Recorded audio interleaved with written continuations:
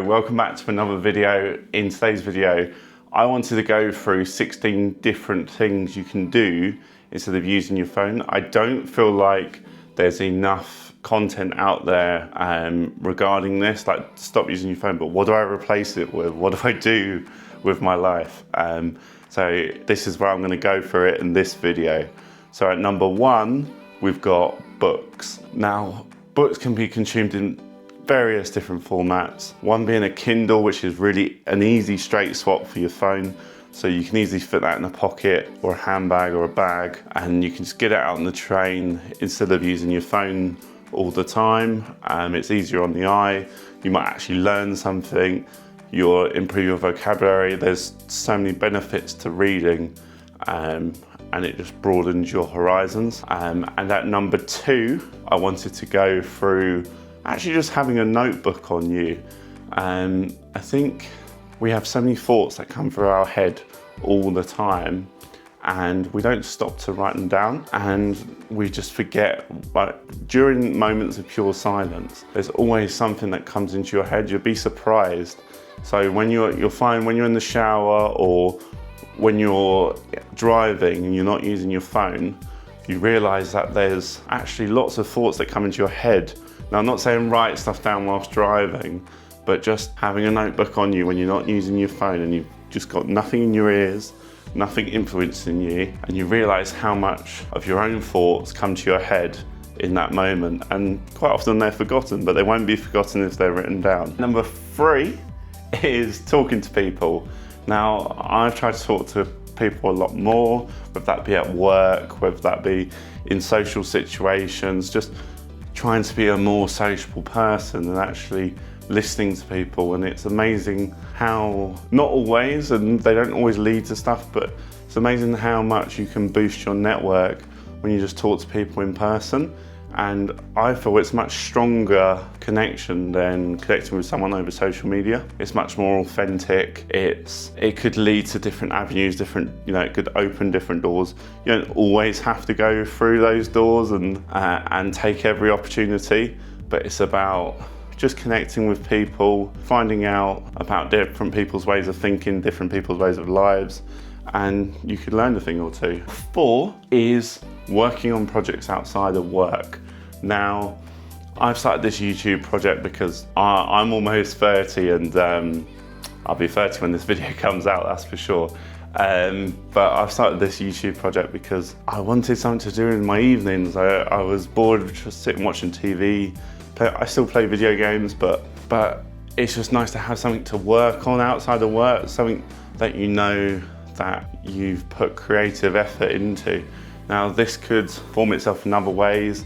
You could be writing a book, a novel, or you could be writing a blog, just some sort of project that you can work on that's scalable as well. It might earn money over time, but as long as you enjoy it, and as long as it's something you can keep getting better and better at every day, then that's a really good thing to have instead of scrolling through TikTok in the evenings. Number five is having fun things booked in. Now, that could be a holiday, that could be traveling, that could be going to a gig. I've been trying to get to more gigs this year, and honestly, it's been so much fun. Just I've started with seeing artists where I never got to see them when I was younger, and now I'm seeing them now, and I'm absolutely loving it. It's been brilliant. I saw the Kaiser Chiefs the other night, and that was just fantastic. Just singing along to every word like it's 2009 all over again. And yeah, it was an amazing experience. Other things you can do, like experiences, you could find out different places to eat. You could go on a walk, like different hikes. And yeah, different forms of exercise can be a really great way to do something other than looking at your phone. So people in my life have taken up running and got addicted to running in a good way, in a positive way, and running marathons and half marathons. I ran a half marathon last year that I mentioned in one of my previous videos, and I've started doing body weight exercises. So I cut a cost with the gym. So I stopped my gym membership and started doing body weight exercises using an app. and that has been cheaper for me and actually much more enjoyable. And like I know I've done it this week, so I do it like 3 or 4 times a week, and joining certain classes as well, having that community. So I do a HIT class on the Monday, and that's been fantastic for meeting different people, and yeah, just all going through a lot of pain together, but you feel amazing at the end of it. Number 7 is going for a walk or a hike. It could be just a minute round the block on your work from home day, but going for a walk is one of the best things. Okay, sometimes you can have podcasts or audio in your ear.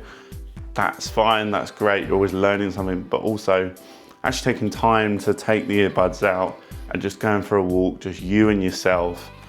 That, honestly, I've had some of my most creative ideas from just going for a walk. It doesn't have to be creative, it could be something you need to do. It could be like a form you need to fill out or something that you need to do in your life that is actually important, but you haven't thought about it because you've had so much other stuff clogging your brain up. So like work or like social media stuff, clogging your brain up, and actually there are things you need to do in your life. But yeah, just that's going for a walk, getting some fresh air. Even better if it's a walk in nature. Like, it's proven to be like so much more beneficial. It's great for your mental health, and yeah, highly recommend.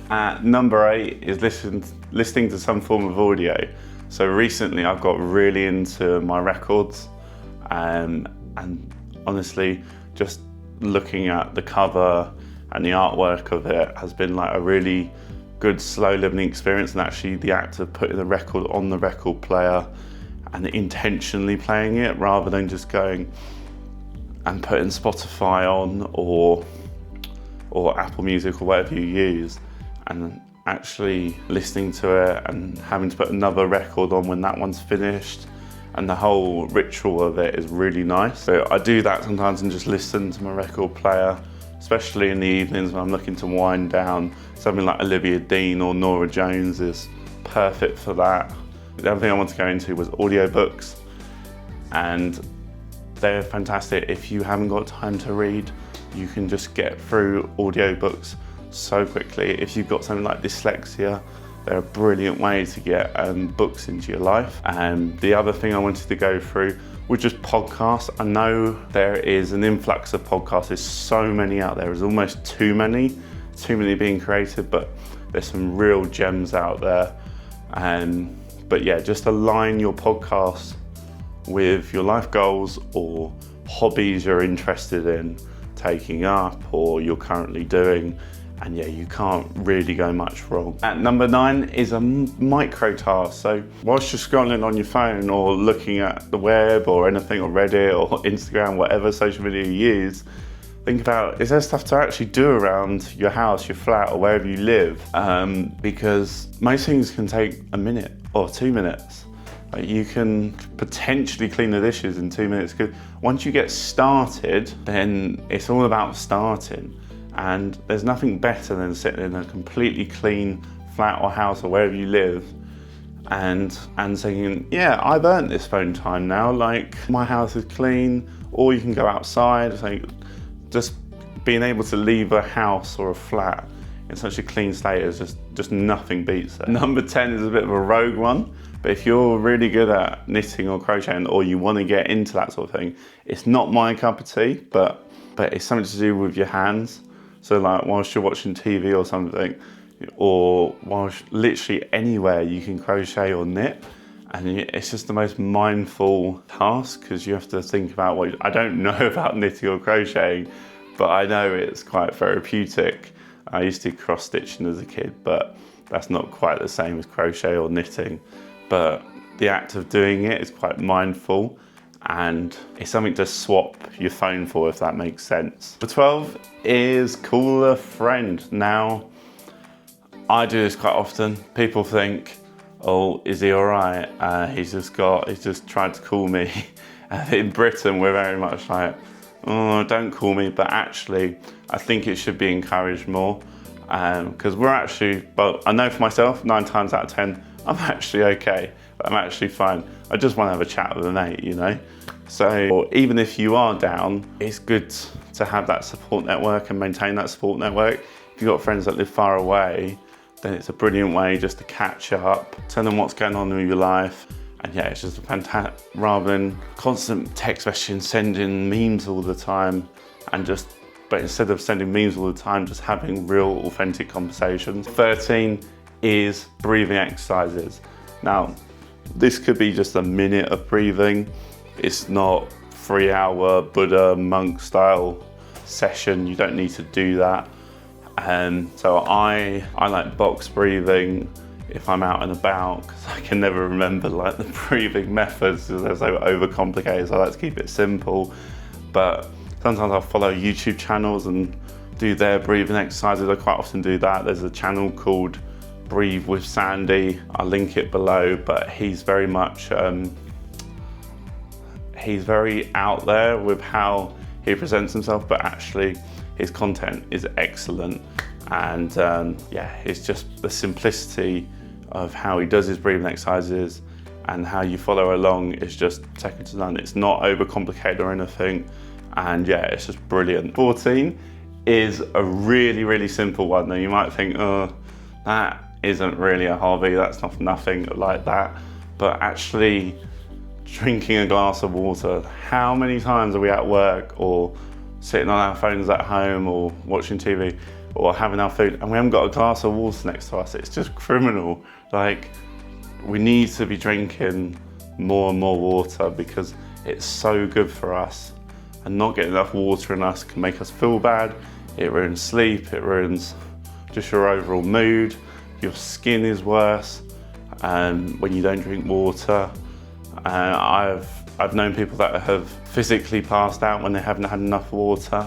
So while we're depriving ourselves of one of the best things we can drink, and actually being mindful of, yes, I do need to drink a certain amount of water. One of the things I do, I haven't got my Apple Watch on at the moment, but one of the things I do, or you can have it on your phone as well, is have a water tracker. And that really, really helps. That really helps track how much you've actually had. Because quite often, I just forget how many waters I've had, and you can input how many mils your water bottle is, and it's just a brilliant way to feel healthier. Thing is, try a new recipe. Now, just get a cookbook and try and follow along. I use the most simple, I do not like too many ingredients. Once you add too many ingredients, I'll buy something that I'm never going to use for the next 6 months. I'm like, why have I bought this? It's gone out of date. Why am I using this? So what I like to do is get the, if you don't know how to cook, great way to start is Jamie Oliver's 5 ingredients or less. And it just stops you wasting ingredients and you use what you have. And it's just, there's a reason why he's made 2 books of it as well, because it was so popular and it's such an easy way to learn how to cook. Before I had that book, I couldn't cook. Couldn't even fry an egg. I mean, I was at uni, but no excuses, I couldn't fry an egg. But when I got that book, I learned the basics. I learned how to cook. I learned, just give it a go and you'll see what I mean. So many recipes have like 20 different ingredients. You're just like, do I really need vanilla pods? Do I need to go and get that? Because I'm never ever going to use them again.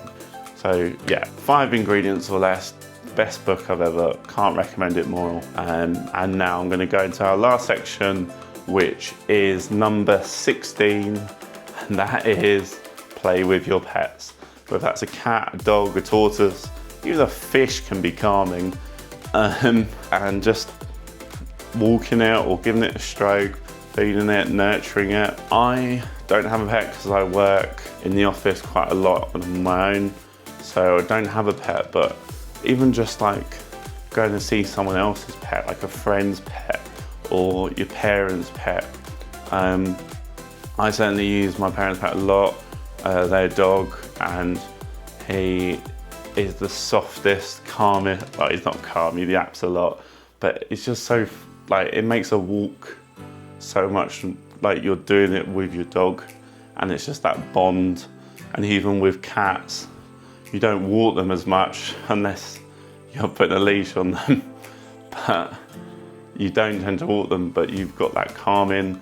Like, it's scientifically proven that if you're stroking an animal, it decreases stress levels, and it's just, there's nothing better than that. Like, that's exactly what you want. That's exactly, not that they're a use, we love them, like, but they've got great perks with them. And that's all 16 things. So I want to wrap up this video. I want to say thank you for watching, and please like and subscribe, and I will link some previous videos to whatever side that I get right, and then yeah, see you in the next video.